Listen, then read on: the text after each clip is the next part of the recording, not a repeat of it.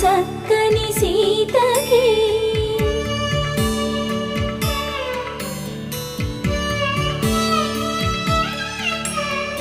ఎర్ర జాబిలి చేయి రాముడేడని అడుగుతుంటే